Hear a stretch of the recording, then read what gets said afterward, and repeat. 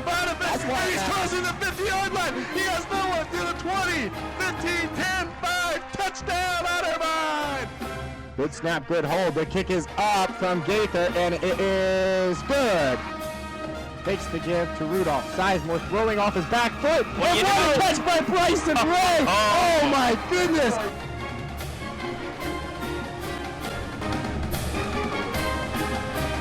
Live from the studios at 33 College View, it's time for the Tim Doup Coaches Show on 97.5 WOBN. Now, here's your host, David Kinder.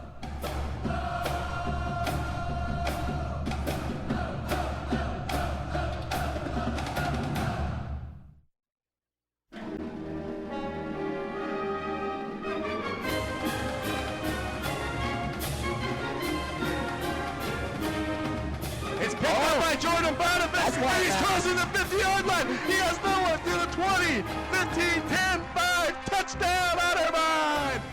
Good snap, good hold. The kick is up from Gaither, and it is good. Takes the give to Rudolph. Sizemore throwing off his back foot. What a catch by Bryson Ray! Oh my goodness!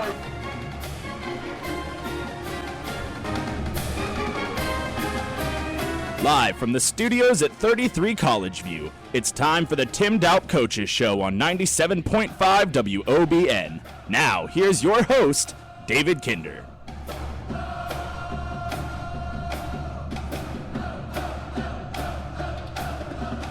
Hello, sports fans, and welcome in for a Week 4 edition of the Tim Doup Coaches Show here on 97.5 WOBN. I am David Kinder. Joining me in the studio, the namesake of the show, head football coach Tim Doup, and sophomore linebacker Austin Jones, the Tri-Valley graduate who had 10 tackles, a sack, and a huge fumble recovery in the Week 3 victory over Wilmington College. And Austin, it was a bit of a chippy game. There were a couple dead ball penalty flags. A real rough game to go through, but you guys get the victory. Oh yeah, it was a really good win for our team. You know, we went in there, we knew what we had to do. We had our mindset on one goal, and that was to get the win. We knew it was going to be a big physical game. So I mean, we prepared all week, and we got the job done. So that's all that really matters. 49-21, the final score from Wilmington, Ohio. Otterbein advances to 2-1 on the season, 2-0 in conference play, tied with John Carroll and Mount Union for first place in the OAC. Coach, it was an overall team effort. Defense with 8 sacks, the most they've ever had in your time here. Offense with no turnovers. Overall, you had to be pleased with the way the offense and defense meshed together. We've seen it in spurts at times from one or the other, but in this game we saw it from both. Yeah, I thought from the opening get-go, right after the opening kickoff, the way the offense played right away, and went right down and scored, and the defense came out and got us the ball right back. And I thought overall we played pretty well, offense, defense, and special teams. I think we got 7 out of our 10 goals on special teams also. So all around, I thought we played well as a team, and we kept focused, and fortunately came out with a victory. Austin, this Wilmington team came in 0-2 in the game. They had a 15-game losing streak, so going into it, you knew that they weren't one of the top teams in the conference, but their front 5 had only allowed 1 sack all year. You guys managed to get to the quarterback, Austin Jarbrough, 8 times. The defense now has 20 sacks on the season, which is more than double anyone else in the OAC. What was the reason you guys were so successful at getting pressure on the quarterback? I think it's just our defenses, they're really tough, and, you got to be tough to be good in the OAC, and we put a lot of pressure on him. We knew that he scrambles a lot, so we had to contain him. And I feel like our defensive linemen are more faster than their linemen, of course, getting around and containing him and getting a lot of sacks. So, that was really big into the game. Did Coach Moore call any special blitzes, or was it just sheer you were stronger and faster than them? We had some blitzes in there, our normal ones, but, I think our defensive line was just more athletic in general than their offensive line. The defense limited their top receiver, Jeremy Duncan, to just 2 receptions for 20 yards. He had over 1,000 yards last year and was first-team all-conference. I believe it was Jordan Shell who was defending him for a lot of the game. How are you guys able to slow down their top receiver? He's a really big, athletic guy, and, of course, being the OAC Receiver of the Year last year, we knew we were going to have to cover him good because they were going to throw it up to him at some point.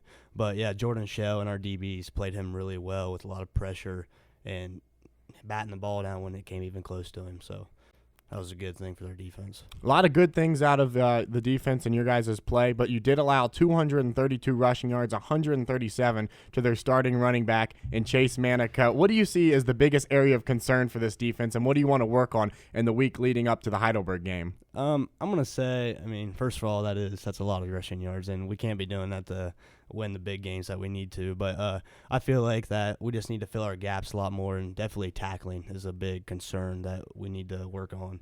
So, tackling and filling our gaps would be the biggest thing that we need to do. So, Coach, moving towards the offense, taking a look at your senior quarterback, Brick Davis, he seems to get better and better each week. He throws for a career-high 280 yards, 3 touchdowns, also rushed for a score, no interceptions. You had to be really pleased with the way he's played so far. Well, yeah, I put it on him, before the game. I just look at him, the only thing I tell him most of the time is just make us right. If he makes us right, in his play calling and changing and audibling, then we're going to be successful. And he did a good job of that. Making he ran our game plan exactly the way we wanted it. He knew what they were going to give us. We had checks for everything, and he did a great job. The one thing he didn't do, there was a couple times he didn't check his protection, and he had to get the ball out a little bit quicker. But I think he got a little excited out there when he sees things. He makes the check, but then I think he forgets to protect himself. So, but he'll see that today on film, and I think he just gets excited sometimes and forgets to protect himself. But no, he played a great game. No interceptions, managed the game well, and he's doing what he's supposed to do. I believe you guys went to week 7 last year till you threw an interception, and through week 3 so far, no interceptions out of your quarterback. I asked you last week if there was any chance we might see him throw the ball downfield more, and you said you weren't sure, but we did see 2 touchdowns go for longer than 70 yards. Is that something you'd like to see more of, or was it something specifically you were going to try to exploit down in Wilmington? Well, we took what they gave us. Yeah. We had an idea, and he knew what to do with it. With all that man coverage. So, we have certain checks that we do to man coverage, and he took full advantage of it. And, the one was a play we put in, the one to Cole Benner, right after they had scored, and we had a one-play drive. So, there's some things that he knows what to do and check to it. And, the other one's to Laird, and, the Laird was probably the longest throw that he had. Yeah. The other ones were just reading coverage and do what we're supposed to do, and the wide receivers just did a great job getting to the end zone. We saw the offense struggle running the option in week 1 and week 2. The second play of the game in Wilmington, you run the option, and Reed Hutchinson puts the ball on the turf. Luckily, he's able to fall on it. You go right back to the option, and it directly results in 3 touchdowns on your first 3 drives, 2 on pitches to Drew and 1 on a keeper by Brick. Why were they so successful at the option? Are you glad that you decided to keep faith with them, even though the second play of the game resulted in a fumble? Oh, absolutely. It's part of our game. So, we're not going to go away from something. It was just that if you look on film, he's looking up. Reed is not even looking at the ball. He's looking up to see how much green grass he has. And it's just one of those things. He took his eyes off it for a second, and, it went to the ground. But, he's lucky he recovered it because the week before we lost 4 of those. So, he's lucky he recovered that and, came back strong and was fine. In every game this year, we've seen 9 or more receivers make at least 1 reception. Is that something you see as a good thing, being able to rotate in a lot of receivers, or would you prefer that there be one standout receiver? No. You need to throw it around. You cannot concentrate on one guy all the time, and I think we're doing a great job right now of spreading it around to as many receivers as we can. And I think we just have that many, guys that can catch and do good things with it. So we need to continue just to move it around all over the place. We talked with Austin about the defense. Overall, what would be your grade of the defensive unit? Oh, defensively, I think we did well on, the pass game. So I would probably give that a BB plus. Run game, like Austin said, we didn't do some things we were supposed to, our fits and our tackling. So, I'd probably give that a C- somewhere in there. Again, special teams seemed to play well. You said they hit 7 out of 10 points. 3 of Jordan Keaton's 5 punts were down inside the opponent's 20-yard line. Alana, again, was 7 for 7 on extra points. Not sure if you knew that was 1 shy away from tying the school record for extra points in a game. So she's still perfect on field goals and extra points. I know you said 7 of 10 overall, but you had to be pleased with the way special teams played in back-to-back weeks. Oh, absolutely. We stress special teams a lot. I think that was a focus that we need to get better if we want to compete and play well. Everybody always thinks offense, defense. Well, we looked at it in the offseason and said, well, our special teams weren't very good. We got to get better on special teams, to be a contender. And, I think we're getting better and better each week at our special teams. And I think that, if you're good on special teams, it's going to help your cause. We also saw a change halfway through the game at the kickoff specialist position. Any reason for the change there? No, Coach Davila, Ween squibbed one and, just didn't hit it right. And Coach Davila, just wanted to throw, somebody else new in there. Quentin Miller came in and did a good job kicking the ball. And, it's always good to have 2 kickers. So, that was just a gut feeling he had at that moment. And, he's running the special team. So, he went with it. That'll do it for our looking back at the 49-21 victory over the Wilmington Quakers in Wilmington. Otterbein advancing to 2-1. We'll take our first break. When we come back, though, we'll look at those student princes of Heidelberg and see what Otterbein needs to do to get the victory in the Rhine River rivalry. It's the Tim Doup Coaches Show with Coach Doup, Austin Jones, and David Kinder. We'll be right back. Fewer than 5 out of 100 people give blood. Ever wonder why they do it? It's the one thing that we can do that we can always afford to do, and hey, you get a snack afterwards. So snacks are great. I had never knew my blood type, and I found out in doing this that I'm O negative, so there's that added pressure knowing that everyone can use my blood at any time, and so I feel like it's my responsibility. It's a little extra bragging power, too, knowing that you're a universal giver. Yeah, I'm pretty special. Call 1-800-RED-CROSS or visit redcrossblood.org to make an appointment today. Hi, I'm Junior Center Grant Knoppenberger. You're listening to the Tim Doup Coaches Show here on 97.5 WOBN. Miss anything from today's episode, you can listen to every show on WOBN's YouTube page.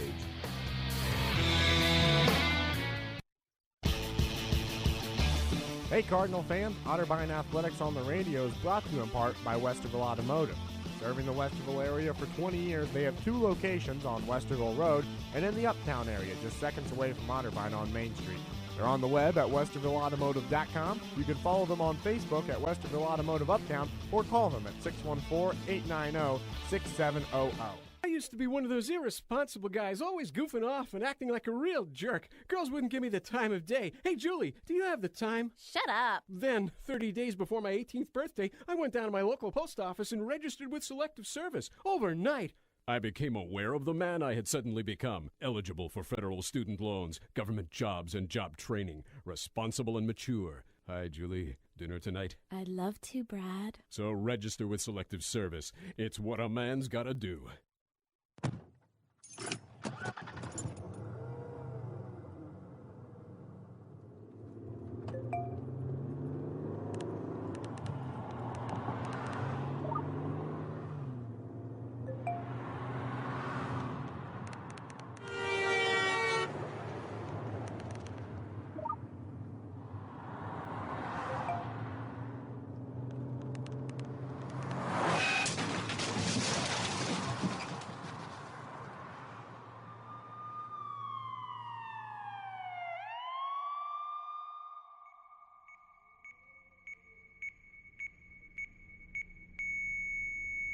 These are the sounds of someone taking their eyes off the road.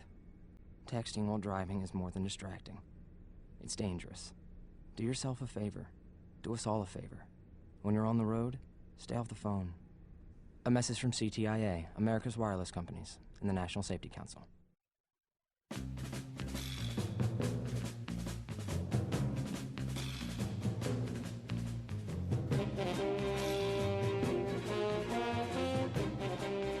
Welcome back to the Week 4 edition of the Tim Doup Coaches Show here from the studios of 97.5 WOBN.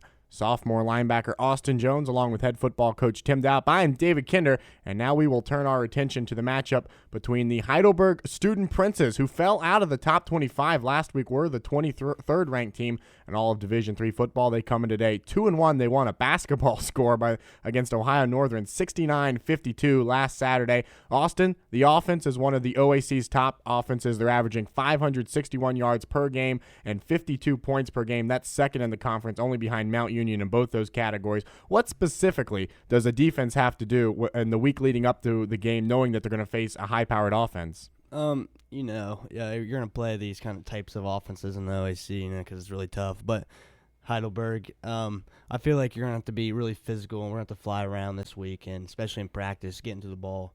I mean, especially the defense is going to have to force many turnovers to get our offense some points, since we're playing a high offensive team. So I feel like if we tackle Cartel Brooks, because he's the best running back, and just fly around and fill our gaps like we're supposed to, and I think we'll do all right. You mentioned Cartel Brooks, and we all remember watching the All-American running back a season ago rush for 337 yards against the Otterbein defense and all 5 of his team's touchdowns and a 35-17 Student Prince win. What do you remember about playing against him last year and from watching any film you've seen this year that makes him such a special running back and so hard to bring down? He's not very big, and I feel like if you're he's really quick and he's really slippery. So, with tackling, we're going to really have to be really big into that. But he hides behind his big offensive lineman, and it's really hard to see over them, of course, and he finds the littlest holes and just fits in them, and he just goes. So, I feel like if we fit our gaps and do our assignments, we're going to be okay. He'll be running a lot of the time behind his all-conference left tackle, Austin Hunter, who is one of the strongest offensive linemen in the league, and they run that ball to the left side a lot. Brooks with 411 rushing yards, 5 touchdowns through 3 games this year. However, he's not their only offensive weapon. Senior quarterback Michael Meese threw for 410 yards, 5 touchdowns, rushed for 116 yards and a touchdown as well in last week's win over Ohio Northern. Austin, you faced a dual-threat quarterback last week in Austin Jabro. You guys seem to hold him in check a little bit. What do you need to do this week to stop Meese? I feel like we're going to do the same thing. Our defensive linemen's just going to have to get a good pass rush and beat their linemen with speed. They're big, and our linemen are just quick. So, whoever has the most heart is going to win it.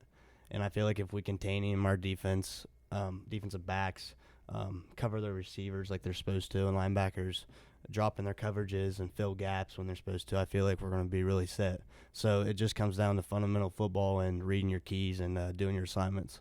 Coach, no disrespect to Wilmington or Marietta, but this is going to be your team's first real conference test of the season. What do you remember about Coach Halla's team from a season ago, or from watching any film that they can do well and might give your offense some problems? Well, Mike does a great job up there. He's got those guys, they're big, strong, fast. They're a very physical football team. And, a year ago, we were playing well. We left. We were inside the 10, I think, 3 times and never scored. So, and defensively last year, Cartel is just an outstanding running back, and he did some things out there, like Austin said. He's so shifty. You think you've got him, and it's just one juke move, and he's off to the races. So, those are the things I remember, is not putting points on the board and just him breaking loose. So, like Austin said, the biggest thing is we're going to have to fill gaps, make sure, we try to jam him up a little bit, and then, offensively, can't turn the ball over, and, we got to score in the red zone. We talked about what a strong team they are on the offensive side of the ball, but defensively, not so much. Statistically, they're the second worst in the OAC, giving up 472 yards per game and over 34 points. What do you see in them that the offense can exploit? We saw the DBs last week in Wilmington. What will it be with the Student Princes? Well, those are a little skewed only because, they played John Carroll.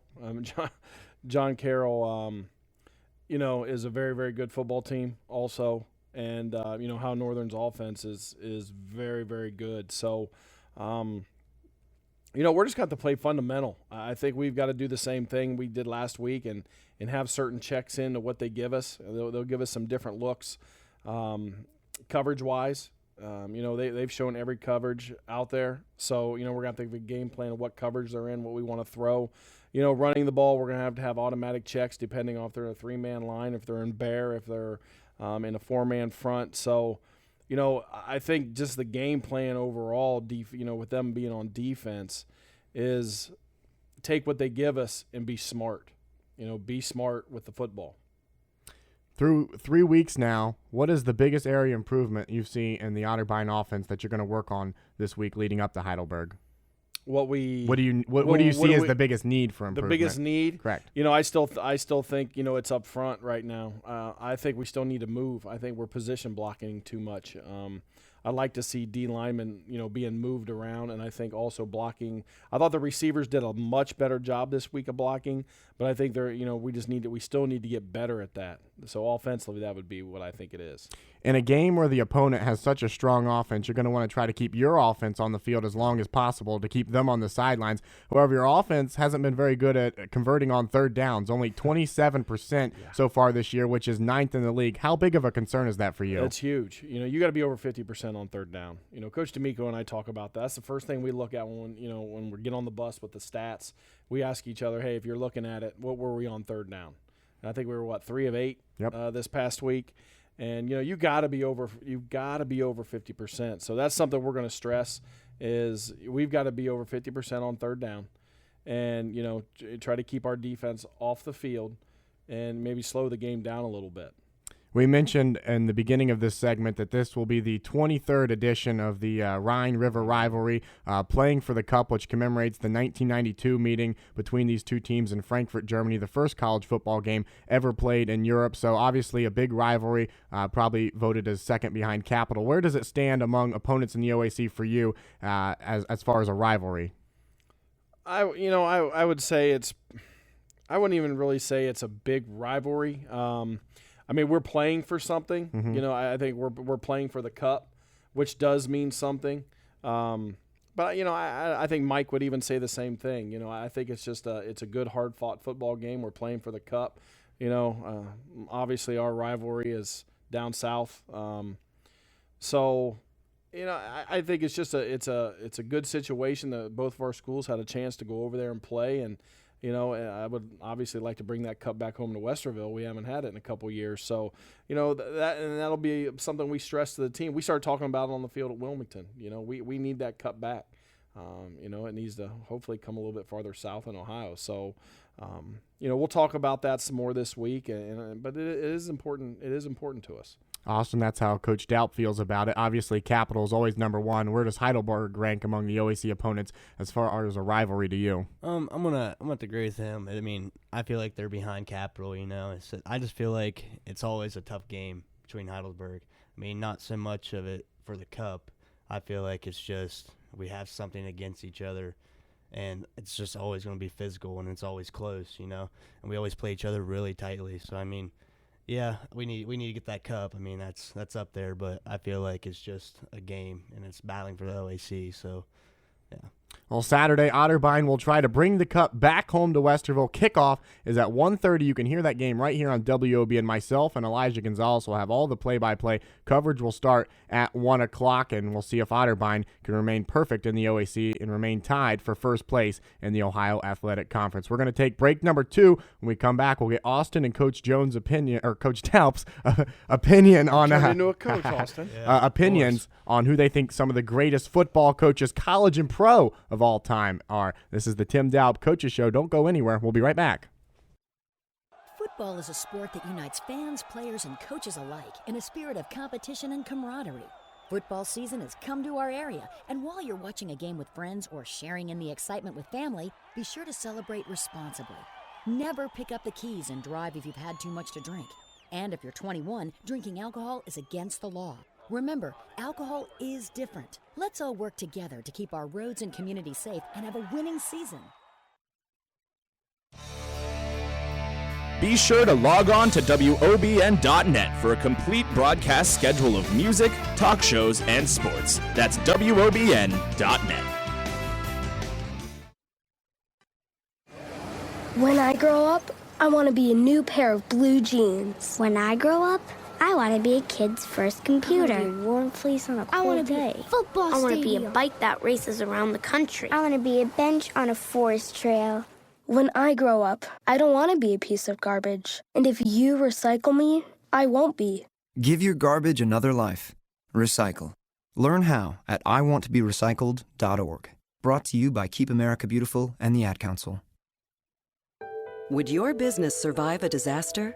Nearly 2/3 of businesses aren't prepared for an emergency, and 40% of businesses that experience a disaster never recover. Make an emergency plan now before it's too late. For a free online tool that helps you develop an emergency plan to keep your business up and running should disaster strike, visit ready.gov/business. Brought to you by the Federal Emergency Management Agency, the American Red Cross, and the Ad Council. Can't make it to one of the football games this year? Well, WOBN has you covered with live broadcast of all 10 football games this year, home and away. Join us 30 minutes before kickoff for pregame and stay with us long after the final whistle for analysis and updates on what else happened in college football. It's all right here on 97.5 WOBN and streaming live anywhere in the world on WOBN.net.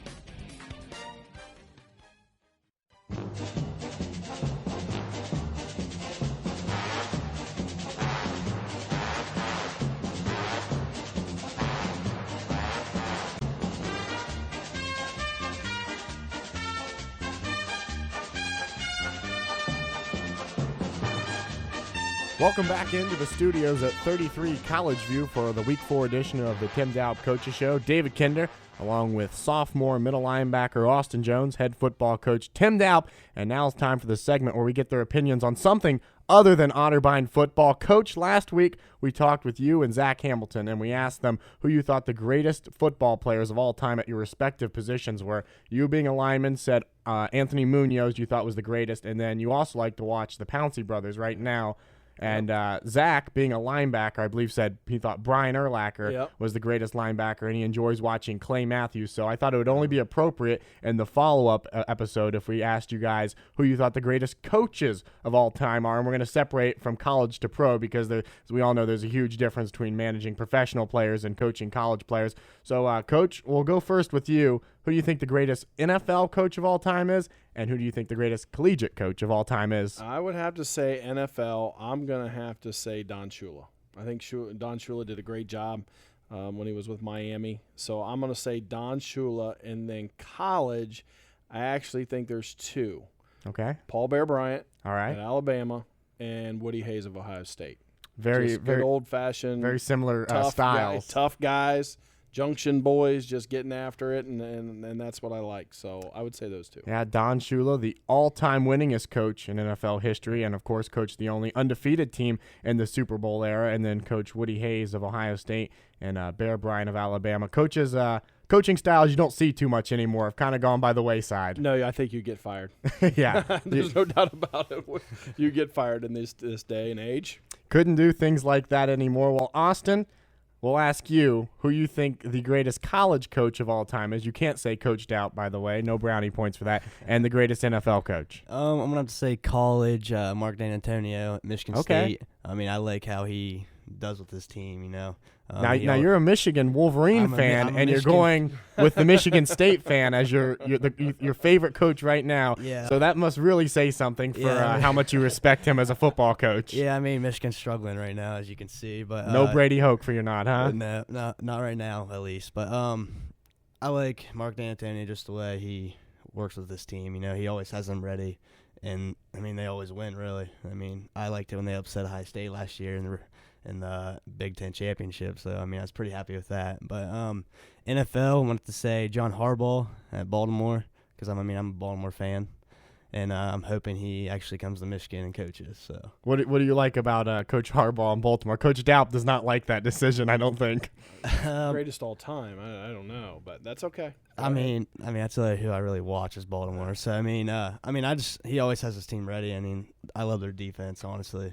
I mean, I know he doesn't really have that big of a part in there with the defense coordinator, but just watching him coach, I mean, I like it. So, what about his brother out in San Francisco? I mean, the Super Bowl was really awesome to watch. I mean, I couldn't imagine going against my brother and doing that. But, yeah, I like Baltimore better than definitely 49ers. And then you told me during the break that being a Baltimore fan, if I had asked you last week who the greatest linebacker was, you would have said Ray Lewis. Ray Lewis. I mean, of course, he's just physical and great motivational speaker. So he's fun to watch. So you say Mark D'Antonio and Coach Harbaugh and Coach Doup. You say Bear Bryant and Woody Hayes for college, Don Shula for the pros. For the pros, it's probably a split between two Packer coaches for me, and Curly Lambeau, the guy they named the stadium after and founded the Packers, and Vince Lombardi, who coached in the 60s and took them to the first 2 ever Super Bowls and 3 other NFL championships. And then for college, I'm probably being a little bit of a homer here, picking my Packers coaches and then Ohio State coaches as well, but it'd probably be Woody Hayes as well. Over 200 wins, 5 national titles in 27 years here in Columbus, and of course, 1 punch thrown. Yeah. Well, that's going to do it for the Week 4 edition of the Tim Doup Coaches Show. Remember, if you missed anything from today's episode, you can catch every episode in its entirety on WOBN's YouTube page. Be sure to join us back here next Wednesday right at 5 o'clock for the Week 5 edition. Do we know who will be joining us in studio? No, it's always going to be a surprise. All right, it's gonna be a secret for next week, so stay tuned to find out who it's going to be. Saturday's football game with the Student Princes of Heidelberg will kick off at 1:30. Coverage will start right here on 97.5 WOBN at 1 o'clock. This is David Kinder for Austin Jones and football coach Tim Doup signing off for WOBN Sports. Till next time.